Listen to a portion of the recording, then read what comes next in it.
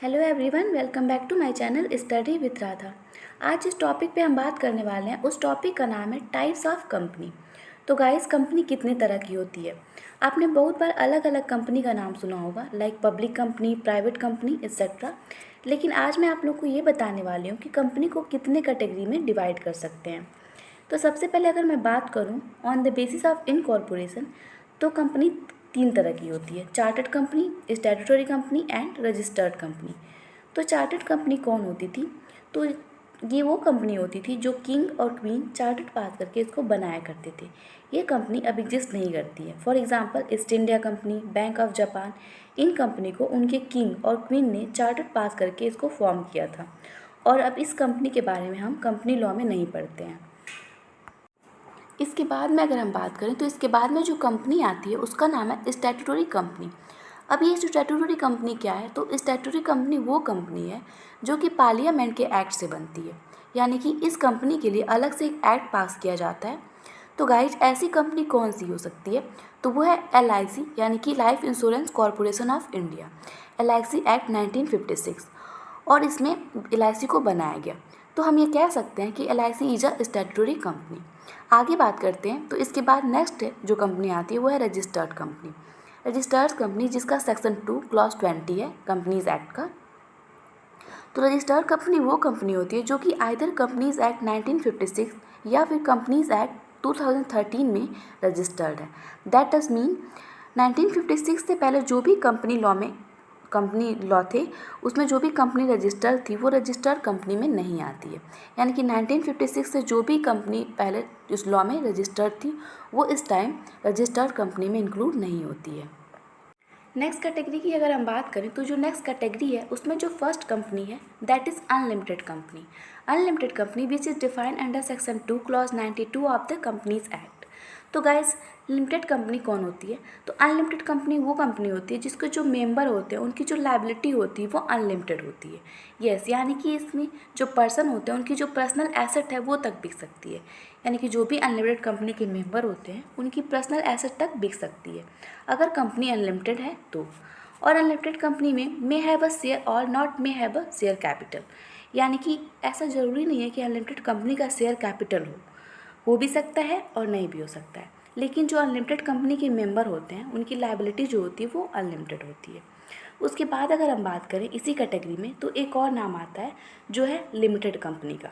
तो limited company कौन सी होती है? तो लिमिटेड कंपनी वो कंपनी होती है जिसके मेंबर की लायबिलिटी जो होती है वो लिमिटेड होती है।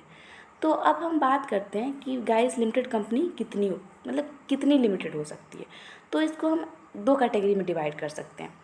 एक है लिमिटेड बाय शेयर और दूसरा है लिमिटेड बाय गारंटी। तो लिमिटेड बाय गारंटी वो कंपनी है जिसके जो मेंबर हैं वो फिक्स अमाउंट की सिर्फ गारंटी देते हैं। यानी कि जो मेंबर हैं वो ये नहीं बोलते कि वो कितना शेयर सब्सक्राइब करेंगे। जो मेंबर्स हैं वो ये बोलते हैं कि इन केस कंपनी अगर वाइंडिंग अप में गई तो वह कितना अमाउंट पे करेंगे। फॉर एग्जांपल, मैंने एक कंपनी बनाई और मैंने उस कंपनी में लिख दिया कि अगर ये कंपनी वाइंडिंग अप में गई तो मैं इस कंपनी को 10 लाख रुपए का कंट्रीब्यूशन करूँगी। लेकिन मेरी लायबिलिटी सिर्फ और सिर्फ वाइंडिंग अप के टाइम ही अराइज होगी। उसी कंपनी को कहते हैं कंपनी लिमिटेड बाय गारंटी। यानी कि जो मेंबर होते हैं उस कंपनी के उनकी जो लायबिलिटी होती है वो कंपनी के वाइंडिंग अप के टाइम अराइज होगी, उसके पहले उनकी कोई लायबिलिटी नहीं होगी। अब बात करते हैं कंपनी लिमिटेड बाय शेयर।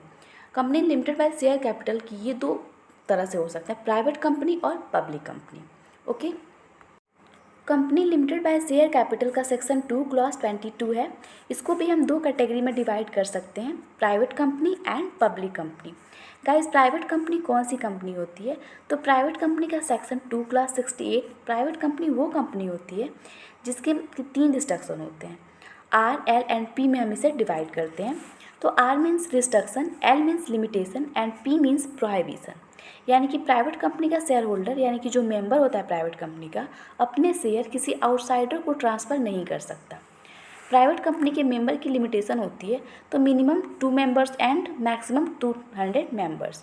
तो प्राइवेट कंपनी की जो लिमिटेशन होती है मेंबर्स की यानी कि 200 मेंबर्स, तो इसे ही एल से लिमिटेशन की बात करता है। जो एल है वो इसी लिमिटेशन की बात करता है कि 200 मैक्सिमम मेंबर हो सकते हैं।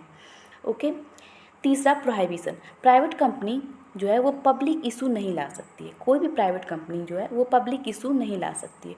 तो गाइस क्या प्राइवेट कंपनी की कोई paid up share capital minimum होती है? जो minimum paid up share capital होती है वो होती है।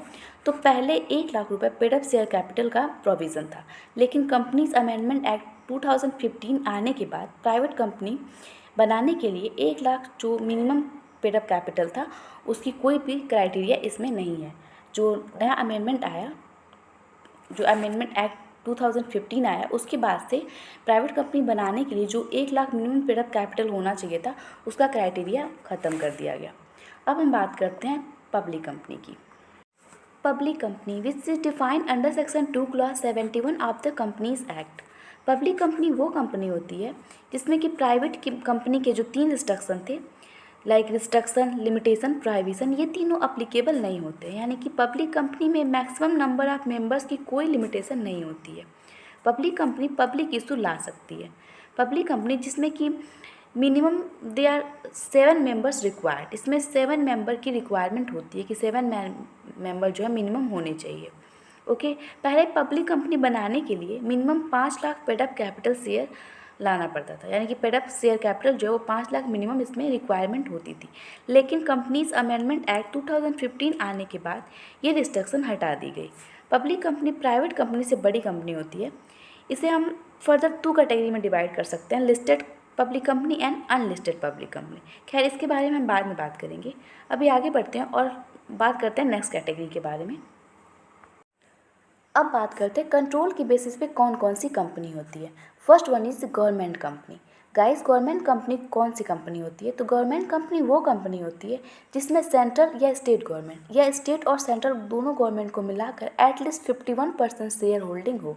यानी कि किसी कंपनी का एटलीस्ट 51% शेयर होल्डिंग अगर गवर्नमेंट के पास है, चाहे वो सेंट्रल गवर्नमेंट हो या स्टेट गवर्नमेंट हो या दोनों सेंट्रल और स्टेट दोनों गवर्नमेंट को मिला के 51% शेयर होल्डिंग अगर वो किसी कंपनी का रखती है तो वो कंपनी गवर्नमेंट कंपनी में कंसीडर की जाएगी।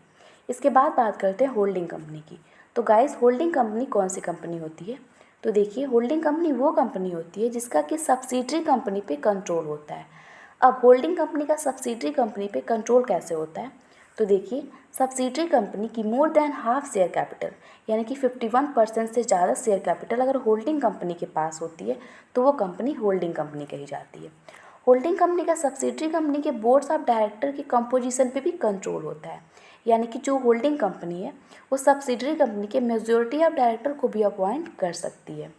ओके, अब नेक्स्ट हम बात करते हैं एसोसिएट कंपनी की कि एसोसिएट कंपनी कौन सी होती है। एसोसिएट कंपनी वो कंपनी होती है जिसकी कि आप पर सिग्निफिकेंट इन्फ्लुएंस होता रहे। सिग्निफिकेंट इन्फ्लुएंस का मतलब हो एक कंपनी का दूसरी कंपनी पर सिग्निफिकेंट इन्फ्लुएंस होता रहे। यानी कि for example X company in having significant influence in Y company. Okay, तो आई होप आप लोग को समझ में आ गया होगा कंपनी कितने तरह की होती है और कौन कौन सी होती है। मैंने वेल एक्सप्लेन कर दिया है। Okay, so thank you, have a good day.